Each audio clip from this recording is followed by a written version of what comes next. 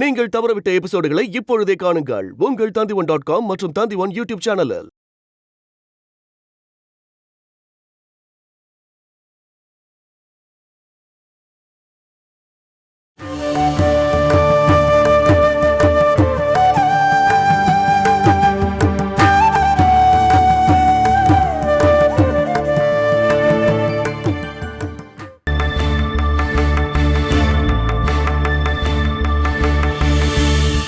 மணிமேகலை தானே உன் பேரு?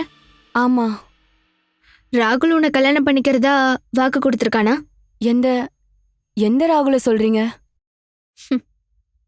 உனக்கு எத்தனை ராகுல தெரியும்? எல்லாத்தையும் தெரிஞ்சுதான் நான் உன்கிட்ட கேக்குறேன். மேலங்குளத்தோட மகேந்திரனோட மகன் ராகுல பத்தி தான் உன்கிட்ட கேக்குறேன்.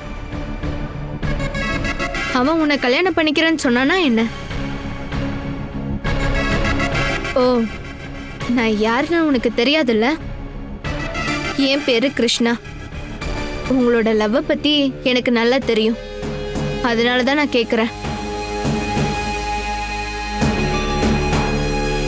என்ன உன் அக்காவா நினைச்சா போதும். நான் இதெல்லாம் கேக்குறதே ஓ நல்லதுக்கு தான். உண்மையை சொல்லணும்னா நீ தப்பிக்கிறதுக்கான வழிய நான் காட்டுறேன். சொல்லு, கல்யாணம் பண்ணிக்கிறேன்னு ராகுல் உனக்கு வாக்கு கொடுத்துருக்கானா? முன்னாடியெல்லாம் அடிக்கடி சொல்லிட்டே இருப்பாரு, கல்யாணம் பண்றதா இருந்தா என்ன மட்டும்தான் கல்யாணம் பண்ணிப்பேன்னு.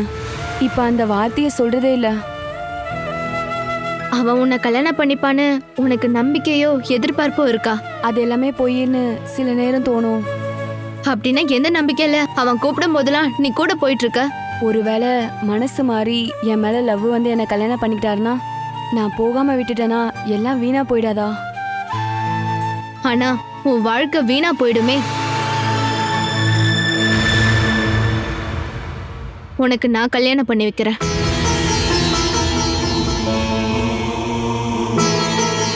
வேற யாரு கூடயும் இல்ல. ராகுல் உன் கழுத்துல தாலி கட்டுவான். என்ன உனக்கு ஓகே தானே?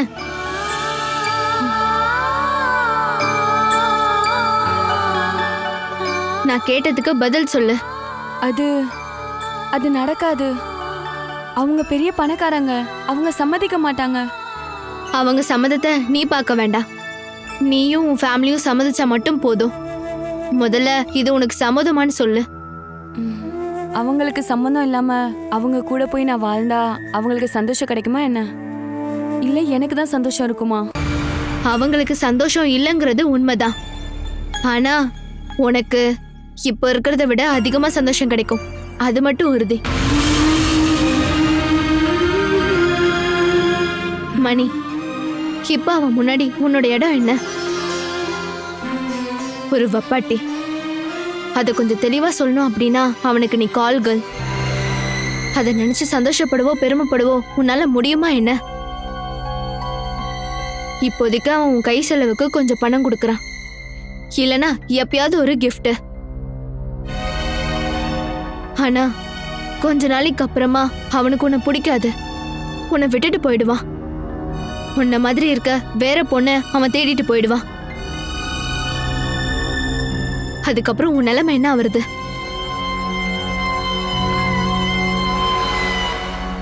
ஊருக்காரங்க ஃபேமிலி உன்னை வெறுப்பாங்க. ராகுல் கண்டிப்பா உன் பக்கமே வர மாட்டான். அப்போ உனக்கு சந்தோஷமா இருக்குமா என்ன? இது எல்லாத்தையும் நான் யோசனை பண்ணாமலாம் இல்லம்மா.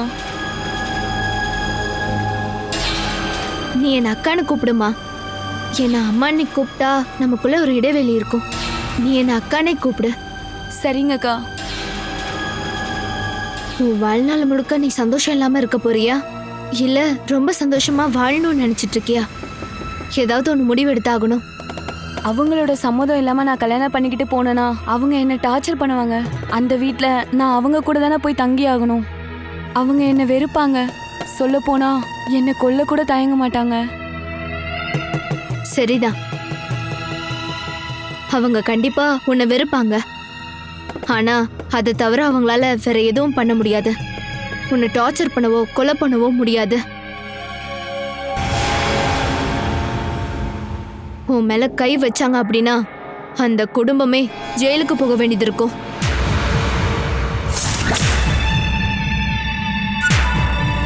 அப்படி ஒரு நிலைமையில தான் உன் கழுத்துல அவன் தாலி கட்ட போறான். அவங்க என்ன தனியா விட்டுட்டாங்கன்னா என்னால எப்படி அந்த வீட்ல இருக்க முடியும்? அதுக்கு தைரியம் வேணும். உன்னோட வாழ்க்கைய குரங்கு கையில பூமாலை மாதிரி பிடுங்கி சாப்பிட நினைச்சவன கல்யாணம் பண்ணிட்டோம் நீ பெருமையா நினைக்கணும். எதையும் ஃபேஸ் பண்ற தைரியம் இருக்கணும். பிரச்சனைய ஃபேஸ் பண்றதுக்கான தன்னம்பிக்கையும் இருக்கணும். இது இல்லாம எந்த பொண்ணாலையும் வாழவே முடியாது. எங்கேயும் மிரட்டுறது, பயமுடுத்துறது, கொடுமைப்படுத்துறது, கொலை பண்றது எல்லாமே பொண்ணோட வாழ்க்கை இல்லைன்னு மத்தவங்களுக்கு நம்ம புரிய வைக்கணும். இருந்தாலும் அவங்க கண்டிப்பா என்னை ஏத்துக்க மாட்டாங்கக்கா. உன் புருஷன் உன்னை தூக்கி தாளாட்டுவான்னு நினைச்சோம். அந்த ஃபேமிலி உன் மேல பாசத்தை காட்டுவாங்கன்னு நினைச்சோம். நீ அந்த வீட்டுக்குள்ள வலது காலை எடுத்து வச்சு போனீனா அப்புறம் உனக்கு அழதா நேரம் இருக்கும். அதுக்கு நேர் எதிரா நான் சொன்ன மாதிரி சுயமரியாதையோட இருந்தா உனக்கு சந்தோஷம், பாசம்லாம் கிடைக்காம இருக்காது. நான் சொல்றதெல்லாம் உனக்கு புரியுதுல்ல? புரியுது. சரி, இப்ப சொல்லு, ராகுல நீ கல்யாணம் பண்ணிக்கிறதுக்கு உனக்கு சம்மதமா?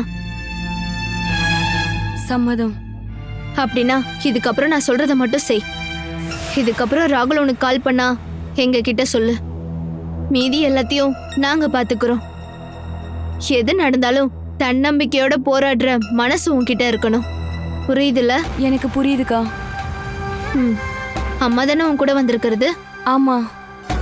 சரி, அம்மாவை வர சொல்லு. உன் கல்யாண விஷயத்தை பத்தி அம்மா கிட்டே சொல்லணும்ல. உன் அம்மாவை வர சொல்லு. வர சொல்லிட்டு நீ போய் உள்ள இரு. சரிங்கக்கா.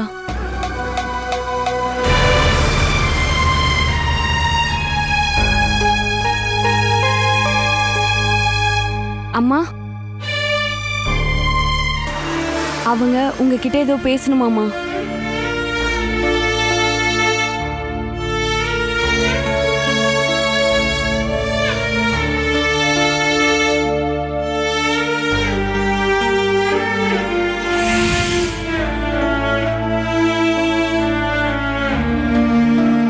மணிமேகலோட அம்மா நீங்க தானா? ஆமாங்கம்மா. இப்படிதான் பொண்ணை வளர்ப்பீங்களா என்ன? என்னாச்சுமா? மணிமேகலை ஒரு பையனை லவ் பண்றாளே, உங்களுக்கு தெரியுமா? ம். அவன் கூப்பிடும் போதெல்லாம் இவ கூட போறாளே, அது உங்களுக்கு தெரியுமா? தெரியும். தெரிஞ்சிருந்தும் நீங்க சம்மதிக்கிறீங்க. கல்யாணம் முடியாம ஒரு பையன் கூப்பிடுறப்போ அந்த பொண்ணு போனா அது தப்புன்னு நீங்க உங்க பொண்ணுக்கு சொல்லி தரல. அவளை அதுல இருந்து வெளியே கொண்டு வர நீங்க முயற்சி பண்ணல. நீங்கள ஒரு அம்மாவா?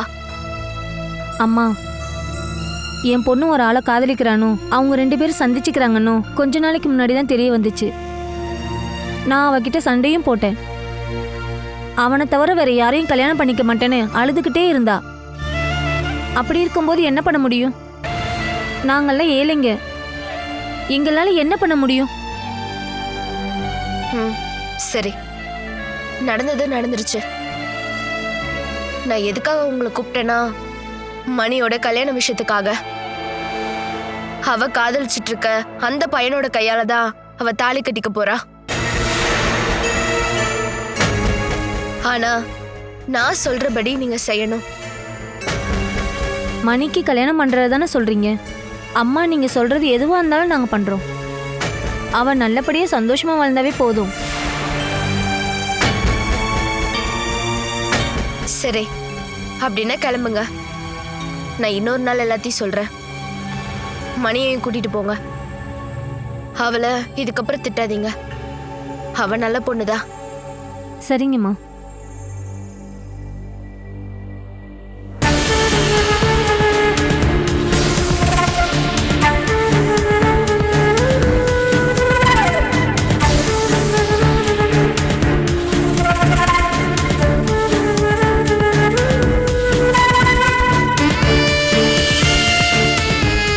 அவங்க 2 பேரையும் போக சொல்லட்டுமா மேடம்? அவங்களுக்கு பணம் ஏதாவது தேவைப்பட்டுச்சுன்னா அவங்க கிட்ட கொடுத்து அனுப்புங்க. என்ன பண்ணணும்னு மணிமேகலை கிட்ட நீங்க தெளிவா சொல்லி புரிய வச்சிட்டீங்கல்ல? ஆமா மேடம், அவ நமக்கு இன்ஃபார்ம் பண்ணுவா. நமக்கு வெறும் ஒரு 1/2 மணி நேரம் டைம் கிடைச்சா போதும். நான் எல்லாத்தையும் செட் பண்ணி வச்சிருக்கேன். அதுக்கு அடுத்த நாள் மகேந்திரன் கம்பெனி வீடு சம்பந்தப்பட்ட டிரான்சாக்ஷன் நடக்க போகுது. அதுக்கான பணம் மகேந்திரன் கைக்கு போனதுக்கு அப்புறம் தான் மணிமேகலோட கல்யாணத்துக்கு அரேஞ்ச் பண்ணணும். அப்படி பண்ணா மட்டும்தான் மகேந்திரன் பணத்துல இருந்து கொஞ்சம் செலவாகும். ராகுலோட அப்பாக்கு தமிழ் பொண்ணை பிடிக்காதுல்ல. ஒரு தமிழ் பொண்ணு மருமகளா வந்தா என்ன நடக்கும்னு நம்ம பார்க்கலாம்ல. அப்படின்னா நான் அவங்கள அனுப்பி வச்சுட்டு வரேன் மேடம். சரி.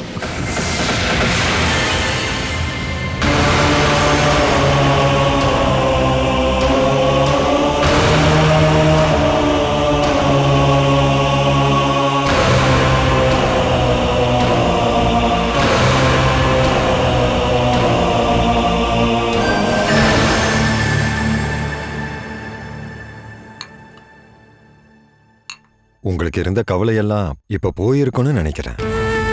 நீங்க யார்கிட்டயோ கம்பெனி என்ன விலைக்கு போகுதுன்னு கேட்டீங்களா? ஆமாங்க. நான் சில பேர்கிட்ட கம்பெனி என்ன விலைக்கு போகுதுன்னு கேட்டேன். கைவிட்டு போனதுக்கு அப்புறமா யோசிச்சு பிரயோஜனம் இல்லையே. அது சரி, அவங்க என்ன சொன்னாங்க? நீங்க சொன்னதான் சார் சரி. ஏலத்தோட செலவு மிச்சம். அது எனக்கு தெரிஞ்சதுனால தானே நான் உங்களை கட்டாயப்படுத்தினேன். இருந்தாலும் எல்லாமே என்னட்டு போயிடுச்சே சார். வெறும் 75 லட்சத்தை வச்சுதான் நான் என் வாழ்க்கையை ஆரம்பிக்கணும். மகேந்திரா, வருத்தப்படாதீங்க. ஒரு ராத்திரிக்கு அப்புறமா பகல் வருதுன்றது உண்மைதானே. இப்போ உங்களுக்கு கெட்ட நேரம். இதெல்லாம் போயிடுச்சுன்னா நீங்க சந்தோஷப்படுற நாளும் வரும். நீங்க புத்தியை யூஸ் பண்ணீங்கன்னா உங்க வாழ்க்கையை வாழறதுக்கு இந்த 75 லட்சம் ரூபாய் ரொம்ப அதிகம்தான். உங்களுக்கு பிசினஸ் தெரியாம ஒன்றும் இல்லைல்ல. உங்களுடைய கவனக்குறைவினால தானே இப்படியெல்லாம் நடந்திருக்கு. இதுக்கப்புறமா யோசனை பண்ணி ஒன்று ஒன்றா செஞ்சா போதும்.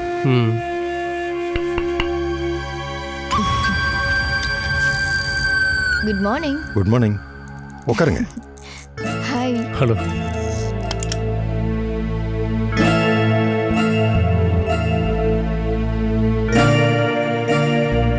செக் கிளியர் ஆயிருக்கும்னு நினைக்கிறேன். நேத்தே கொடுத்துட்டனே, இன்னும் கலெக்ட் ஆகலையா என்ன? சென்னையில இருந்து தானே மெசேஜ் வரணும். அங்க காத்து மழையும் அடிக்கிறனால 2 நாளாவே நெட்வொர்க் சரியா வேலை செய்யல.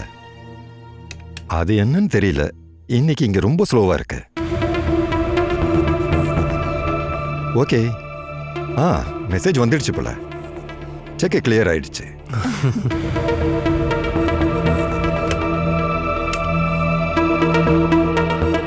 அந்த மகேந்திரனோட பேப்பர்லாம் ரெடி பண்ணுங்க. செக் கிளியர் ஆயிடுச்சு. சீக்கிரமா பண்ணுங்க. இப்போ பேங்கோடைய கடன் முடிஞ்சு போச்சு. நாம அடுத்த நடவடிக்கையை பார்க்கலாம். இன்னும் என்ன பண்ணோம்? இன்னமும் கொஞ்சம் வேலை இருக்குங்க. அது அப்புறம் பார்க்கலாம். கொஞ்சம் சைன் போடணும், அவ்வளவுதான். ப்ராப்பர்ட்டியோட பேரு மாறணும்ல. மேடமும் இங்கே தானே இருக்காங்க. என்னோட பேருக்கு இந்த ப்ராப்பர்ட்டியை மாற்ற வேண்டிய அவசியம் இல்லை. கம்பெனியோட சீஃப் ப்ரமோட்டர் வந்துட்டு இருக்காங்க. அவங்க பேருக்கு தான் நீங்க அதை எழுதி கொடுக்கணும். அது யாரானாலும் சரி, பேங்குக்கு எந்த பிரச்சனையும் இல்லை. அந்த 75 லட்சம் பணம் கிடைச்சா மகேந்திரனுக்கும் எந்த பிரச்சனையும் இல்லை. சரிதானே மகேந்திரா? சரிதான். இப்போ நான் கம்பெனியை வித்துட்டேன். அது இப்போ யார் கைக்கு போனா என்ன? உங்களோட பணத்தை நேரடியாக உங்க அக்கௌண்ட்லேயே போட்டுடலாம்ல? போட்டுருங்க. அதுக்கு நான் செக் கொடுக்குறேன்.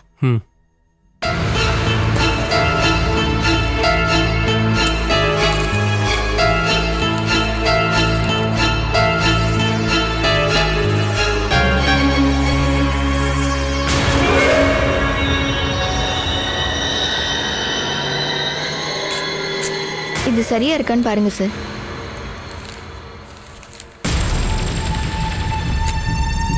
சரியா தான் இருக்கு மேடம். நீங்களே டைரக்டா கொடுத்துருங்க.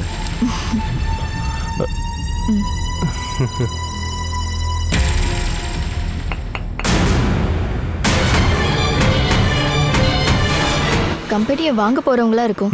இதோ பாக்குறேன்.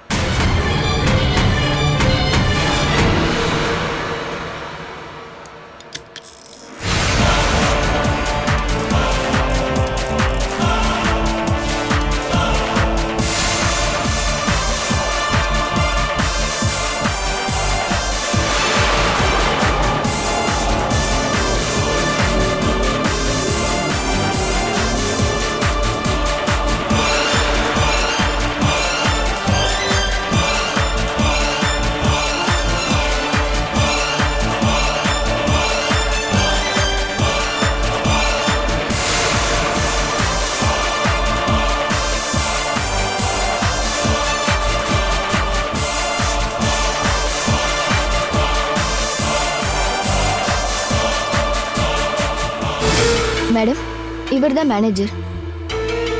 மேடம், நாம இப்போ வாங்கியிருக்கிறது இவரோட கம்பெனி தான், மிஸ்டர் மகேந்திரன். என் பேர் கிருஷ்ணா. வணக்கம். மேலங்குளத்து ராமச்சந்திரனோட பொண்ணு கிருஷ்ணா. மேடம் உக்காருங்க.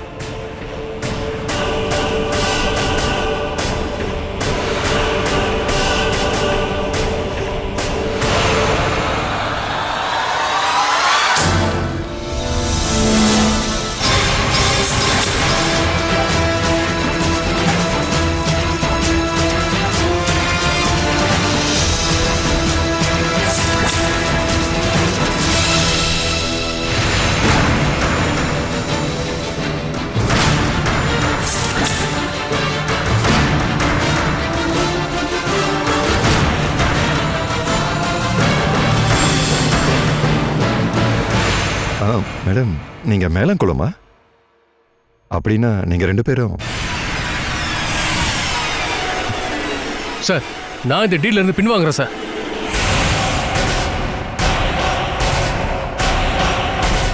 என்ன? நான் என் கம்பெனியை வீட்டையும் இவங்களுக்கு விற்க மாட்டேன் சார். விற்க மாட்டீங்களா? மகேந்திரன், நீங்க என்ன சொல்றீங்க? இந்தா உன்னோட செக்க. நான் என் வீட்டை உங்களுக்கு விற்க மாட்டேன். இப்படி சொன்னா என்ன அர்த்தம் மிஸ்டர் மகேந்திரன்? நீங்க கொடுத்த ப்ரீ அக்ரிமெண்ட் படி நான் பேங்கோட கடனை செட்டில் பண்ணிட்டேன். இதுக்கப்புறம் கம்பெனியும் வீட்டையும் விற்க மாட்டீங்கன்னா எப்படி? விற்க மாட்டேன்னு சொன்னா அதுக்கு அர்த்தம் விற்க மாட்டேன், அவ்வளவுதான். இவளுக்கு என் கம்பெனியை விற்க மாட்டேன்.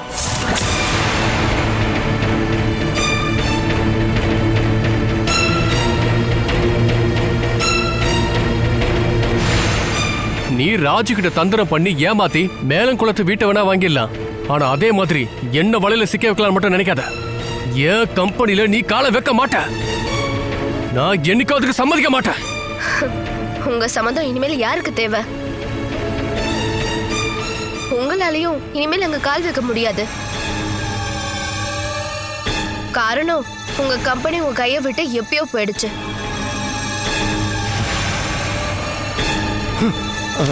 மகேந்திரா, மகேந்திரா இருங்க.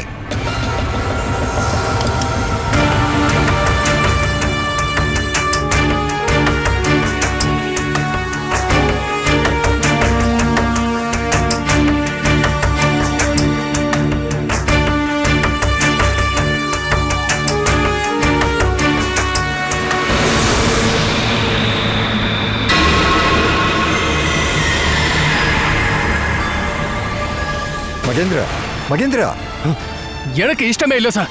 நில்லுங்க. என்ன விஷயம்னு சொல்லுங்க. என்ன பிரச்சனைன்னு தெளிவா சொல்லுங்க. அவ என்னோட எதிரி. அவ ஜென்ம எதிரி. எதிரியா? எப்படி? எதை வச்சு சொல்றீங்க? அதெல்லாம் சொல்றதுக்கு நிறைய விஷயம் இருக்கு சார். அவளை பார்க்க கூட எனக்கு விருப்பம் இல்ல. என் குடும்பத்தை அழிச்சவ தெரியுமா உங்களுக்கு? மகேந்திரன், நில்லுங்க. நாம பேசலாம், போகாதீங்க. இல்ல, எனக்கு இஷ்டம் இல்ல. அவகிட்ட பேச எனக்கு கொஞ்சம் கூட இஷ்டம் இல்ல. போங்க. என்ன வரப்போகுதுன்னு தெரிஞ்சுட்டு போங்க. நான் கையெழுத்து போடலன்னா என்ன ஆக போகுது? நீங்க ப்ரீ அக்ரிமெண்ட்ல கையெழுத்து போட்டதுனால தான் அவங்க பேங்கோட கடனே கட்டினாங்க. அதுக்கப்புறமும் விற்க மாட்டேன்னு சொன்னீங்கன்னா அது சீட்டிங் ஆச்சே. அவங்க கேஸ் போட்டாங்கன்னா நீங்க உள்ள போக வேண்டியிருக்கும். இது பேங்க் சம்பந்தப்பட்ட வேலையா இருக்கிறதுனால பேங்க்கும் உங்களுக்கு எதிராக சாட்சி சொல்லும். அதுக்கப்புறம் உங்களோட நாள் முழுதும் நீங்க ஜெயில தான் இருக்கணும். அப்புறம் இன்னொரு விஷயம், சட்டப்படி உங்களோட கம்பெனியும் வீடும் இன்னைக்கு பேங்க்குக்கு சேர்ந்தது. உங்களுடைய ப்ரீ அக்ரிமெண்ட் படி அவங்க பேங்கோடைய கடனை கட்டுறதுனால பேங்க் தெல்ல தெளிவாவே அந்த ப்ராப்பர்ட்டியை எல்லாம் அவங்க பேருக்கு எழுதி கொடுக்கலாம். அதுவும் உங்களுக்கு ₹1 கூட கொடுக்காம. காரணம், ப்ரீ அக்ரிமெண்ட்ல ஒரு இடத்துலையும் உங்களுக்கு பணம் கொடுக்கணும்னு மென்ஷன் பண்ணவே இல்லை. சுருக்கமா சொன்னா பேங்க் எல்லாத்தையுமே அவங்களுக்கு எழுதி கொடுத்துரும். உங்களுக்கு ₹1 கூட கிடைக்கவே கிடைக்காது. கம்ப்ளைண்ட் பண்ணாங்கன்னா நீங்க கோர்ட்டுக்கு போக வேண்டியிருக்கும். இந்த மாதிரி ஒரு கேஸ் முடியணும்னா குறைஞ்சபட்சம் 10லேருந்து 15 வருஷம் ஆகும். நான் சொன்னதெல்லாம் புரிஞ்சுதா? சீட்டிங் பண்ணதுக்காக ஜெயிலுக்கு போகணும். ப்ராப்பர்ட்டி எல்லாம் ₹1 கூட கைக்கு வராம அவங்களுக்கு கொடுக்க வேண்டியதா இருக்கும். உங்க 2 பேருக்குள்ள இருக்கிற பிரச்சனை என்னன்னு எனக்கு தெரியாது. அதை தெரிஞ்சிக்க வேண்டிய அவசியமும் இல்லை. உங்க 2 பேருடைய ஃபேமிலி பேர் ஒண்ணா இருக்கறனால தான் நீங்க நெருங்கிய சொந்தம்னு நான் நினைச்சேன். அதை தெரிஞ்சிக்க வேண்டிய அவசியமும் எனக்கு இல்லை. ஒரு விஷயத்த சொல்லிடுறேன். உங்களுடைய சீப்பான ஈகோவால உங்களுடைய வாழ்க்கையை மட்டும் இல்லை, உங்க குடும்பத்தோட எதிர்காலத்தையும் நீங்க தொலைக்க போறீங்க. உங்களுக்கு தெரிய வாய்ப்பு இல்ல சார். அவ என் குடும்பத்துக்கே எதிரி. எங்களை ஒழிச்சு கட்டதா அவ திரும்ப வந்திருக்கா. அவளுக்கு எழுதி கொடுக்கறத விட தற்கொலை பண்ணிக்கிறது எவ்வளவு மேல் சார். மகேந்திரா, தேவையில்லாம பேசாதீங்க. நம்ம கிட்ட இருக்கிற எல்லாம் அவ கைக்கு போக கூடாதுன்னு நீங்க ஆசைப்படுறீங்க இல்லையா? அந்த சொத்து எல்லாமே அவங்களுக்கு கண்டிப்பா சொந்தமாயிடும். இப்படியே பண்ணீங்கன்னா இப்போ தற்கொலை பண்ணிப்பேன்னு நீங்க என்கிட்ட சொன்னீங்க இல்லையா, அதுவுமே நடக்கும். என்ன பண்ணணும்னு முடிவெடுக்க வேண்டிய சுதந்திரம் உங்ககிட்ட இருக்கு. மகேந்திரா, உங்க மேல பாசமும் அன்பும் வச்சிருக்கிற ஒரு ஆளா தான் இதை சொல்றேன். கையெழுத்து போட்டு கொடுத்துட்டு அந்த 75 லட்சம் ரூபாவை வாங்கிட்டு போங்க. அதுதான் நல்லது.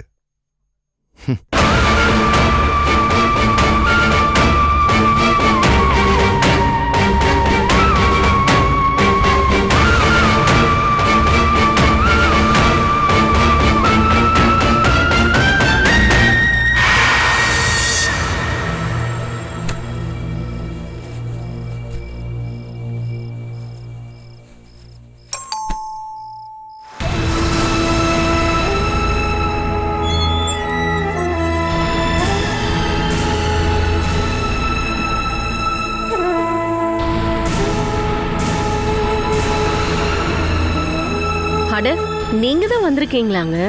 எதுக்கு இங்க உட்கார்ந்துட்டு இருக்கீங்க? பெல் சவுண்ட் கேட்டு கதவை திறந்து பார்த்தா வெளியில யாருமே இல்ல. என்னங்க, என்ன ஆச்சு உங்களுக்கு? என்ன ஆச்சு? எதுக்கு இங்க வந்து உட்கார்ந்துருக்கீங்க? எல்லாம் போயிடுச்சுடி. எல்லாத்தையும் எடுத்துட்டு போயிட்டா. ஏங்க, என்னங்க சொல்லிட்டு இருக்கீங்க? அப்படி என்னங்க ஆச்சு? எல்லாத்தையும் எடுத்துட்டு போயிட்டா.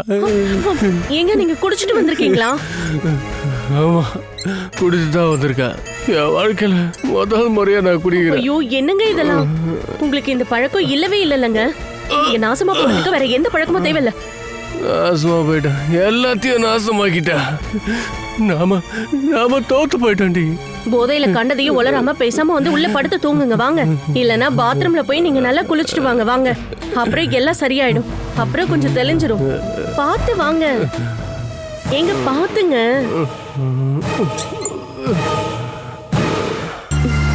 இங்க உட்காருங்க.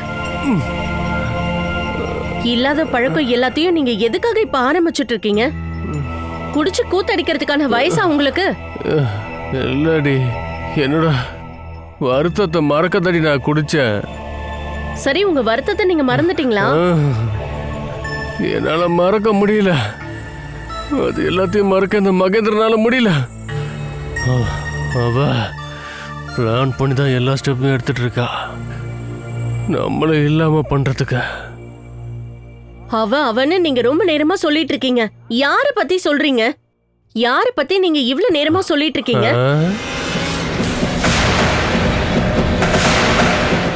Catch us on TV, Tandivan.com, Facebook and YouTube.